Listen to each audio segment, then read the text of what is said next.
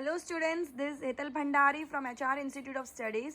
Today we are going to continue with the topic terminology of accounting of chapter 1 account standard 11. Okay, terminologies मतलब terms, जो terms अपन accounts में use करते हैं उन terms का मतलब क्या होता है। सबसे पहला टर्म है बिजनेस ट्रांजेक्शन। ट्रांजेक्शन मतलब क्या होता है, कोई भी ऐसी चीज़ जिसके अंदर मतलब जो अगर मैं गुड्स दे रही हूँ, मैंने गुड्स परचेस किए, गुड्स सेल किए, मैंने कोई चीज़ का रेंट पे किया, ये सब क्या हो गया ट्रांजेक्शन। ये सब क्या हो गया ट्रांजेक्शन। ठीक है, ट्रांजेक्शन मतलब क्या क्या होता है कि कोई भी चीज़, कोई भी एक्सचेंज हो रहा है, प्रोडक्ट सर्विस कुछ भी एक्सचेंज हो रही है इन द फॉर्म ऑफ कैश और क्रेडिट, तो उसको बोलते हैं बिजनेस ट्रांजेक्शन। कोई भी एक्सचेंज हो रहा है, आइदर परचेज, सेल, कुछ भी income, expenditure in the form of cash और क्रेडिट। मतलब कैश मतलब क्या, ऑन द स्पॉट कैश पे कर लिया या ले लिया। क्रेडिट मतलब क्या होता है, अमाउंट डिटरमाइंड आज की डेट पे होती है लेकिन फ्यूचर में पेमेंट होता है। अमाउंट आज के देखते को 3000 मुझे देने बाकी रहेंगे, कितना अमाउंट है वो आज डिसाइड कर देंगे, लेकिन जो देना है वो बाद में देंगे। क्लियर है। अब कैश ट्रांजेक्शन और क्रेडिट ट्रांजेक्शन डिटेल में पढ़ाती हूँ। कैश ट्रांजेक्शन मतलब क्या होता है, अगर कोई भी इंसान कैश में, मतलब अगर समझो मैंने कोई सेल्स किया, 2000 का सेल किया कैश के अंदर, मतलब मैंने 2000 का सेल गुड्स दिया एंड आगे वाले ने मुझे कैश दे दिया, खत्म हो गया ट्रांजेक्शन।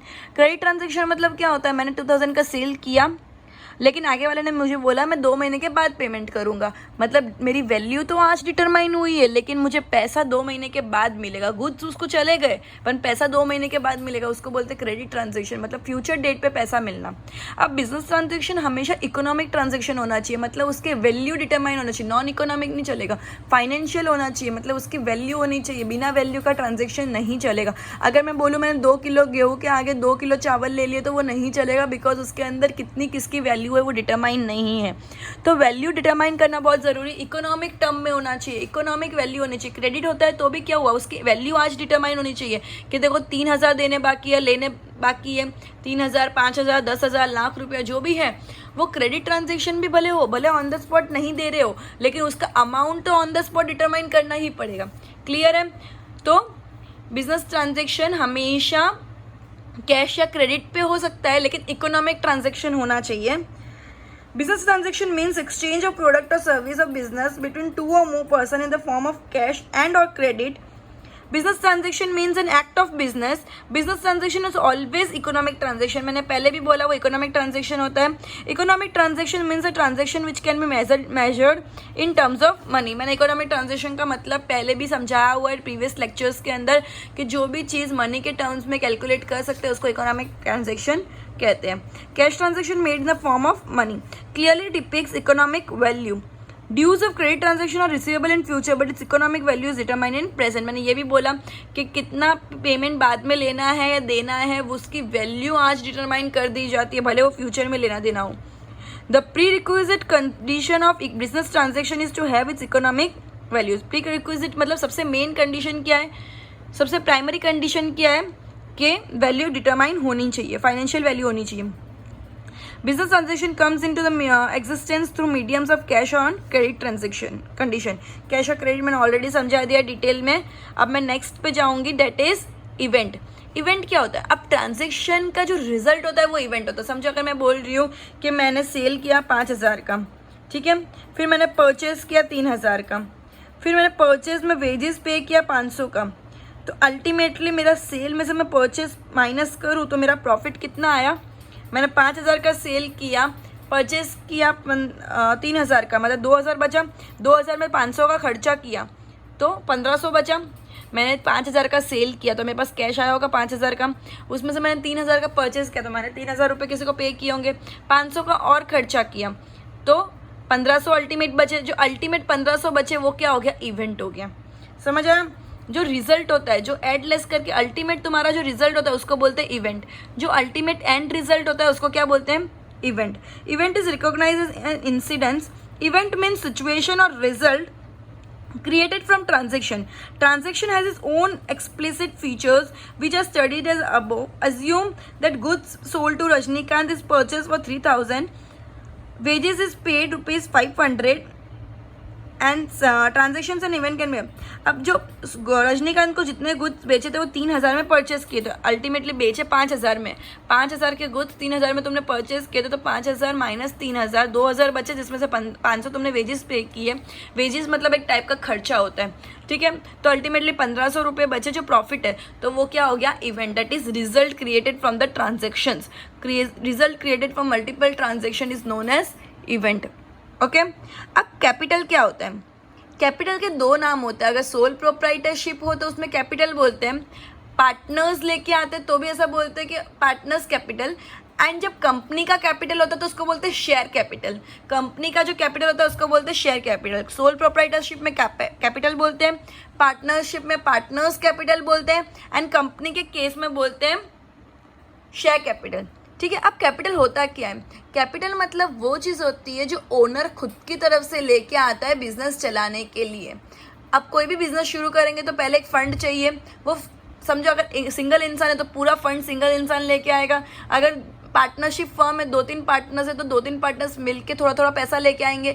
जो पार्टनर्स खुद के घर का पैसा डालते हैं बिजनेस चलाने के लिए उसको बोलते हैं कैपिटल। जो पार्टनर्स खुद का पर्सनल फंड लेके आते हैं बिजनेस चलाने के लिए उसको बोलते हैं कैपिटल, ठीक है। An investment made by the owner to commence the business is known as capital. Commencement word आया मतलब कैपिटल समझ आया, क्योंकि कोई भी बिजनेस स्टार्ट करने के लिए कुछ फंड चाहिए, बिना फंड के कोई बिजनेस शुरू नहीं हो सकता, उसको बोलते हैं कैपिटल, जो ओनर खुद का लेके आता है। Investment in business is done in cash form और in the form of any asset. Asset मतलब क्या होता है, मैंने पहले भी बताया था। एसेट मतलब कोई भी ऐसी चीज़ जो तुम बेचने के लिए नहीं लाए हो, बट उससे तुम्हारा फ़ायदा होगा तुम्हारे सेल्स इंक्रीज करने में या कोई भी तरीके से बिजनेस सेटअप करने में, तो उसको बोलते हैं एसेट। कोई भी चीज़ ऐसी, जैसे अगर फैन, AC, फर्नीचर, ये सब क्या होता है, एसेट। कार, व्हीकल्स, कंप्यूटर, ये सब होता है, प्लांट एंड मशीनरी, ये सब क्या हो गया, एसेट्स, ठीक है। तो कैपिटल कोई भी फॉर्म में हो सकता है, कैश भी लाके कर सकते हो, या तुमने कोई एसेट लाई तो भी कैपिटल ही होता है। All those items are included in capital which are provided by the owner and their value is measurable in terms of money. जो ओनर लेके आए और जो मनी में मेजर कर सकते हैं, मनी के टर्म्स में मेजर कर सकते हैं, उसको बोलते हैं capital. For example, to commence business, owner has bought ₹10,000 cash, furniture of ₹6,000, goods of ₹8,000। तो here the capital of the owner will be 24,000, मतलब 10,000 का कैश लाया प्लस फर्नीचर 6,000 का, तो 16,000 प्लस 8,000, 24,000 टोटल कैपिटल माना जाएगा। कुछ भी लेके आए ओनर, भले वो फर्नीचर के फॉर्म में, कैश के फॉर्म में, कोई भी फॉर्म में ओनर कुछ भी बिजनेस के अंदर लेके आया तो कमेंस बिजनेस उसको बोलते हैं कैपिटल, ठीक है।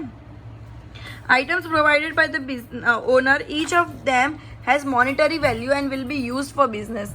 Each of them has a monetary value and will be used for the business.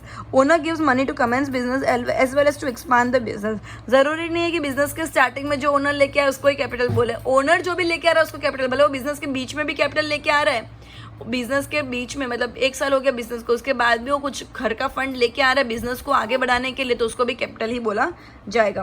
Capital is identified on the basis of the nature which is as follows. Sole, मैंने ये already बता दिया, sole proprietorship, partnership और companies के अंदर capital को क्या क्या बोलते हैं, क्लियर है।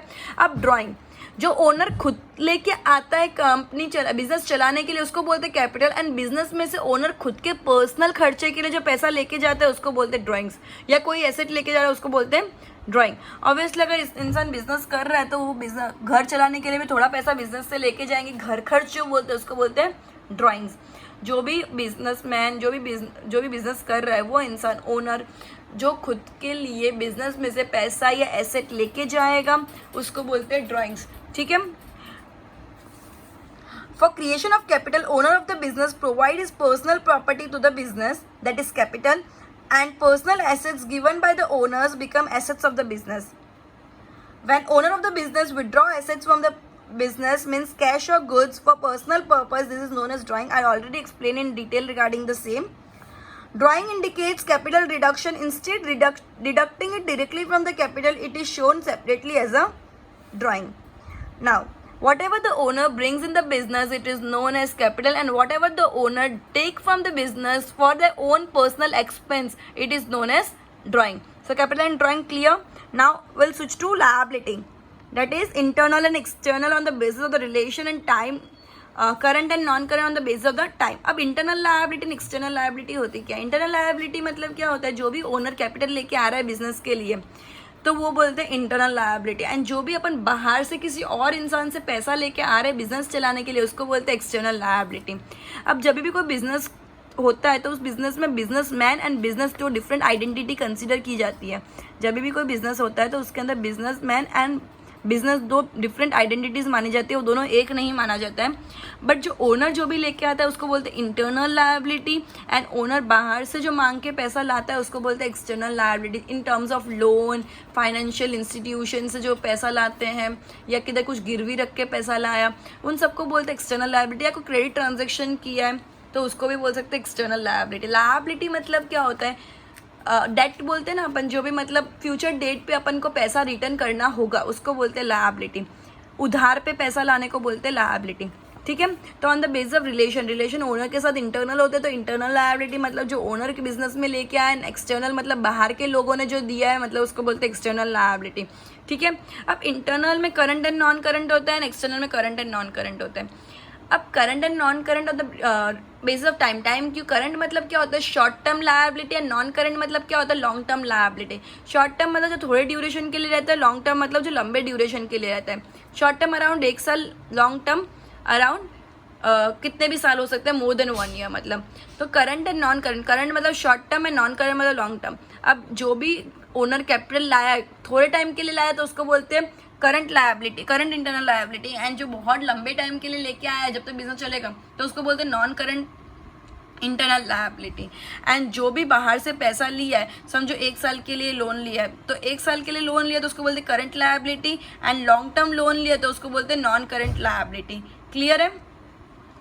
अभी internal and external liability and current and non current liability में ऑलरेडी डिटेल में एक्सप्लेन कर चुकी। ये वाली टॉपिक में एक बार गो थ्रू कर लेते सब टर्मिनोलॉजी। सबसे पहले अपन ने पढ़ा बिजनेस ट्रांजेक्शन। बिजनेस ट्रांजेक्शन वो होता है जो इकोनॉमिक ट्रांजेक्शन होता है, जिसका अपन मनी के टर्म्स में मेजर कर सकते हैं वैल्यू, ठीक है। वो आइदर कैश या क्रेडिट, क्रेडिट ट्रांजेक्शन भी हो तो कोई फर्क नहीं पड़ता, लेकिन उसकी वैल्यू आज की डेट में डिटरमाइन हो जानी चाहिए।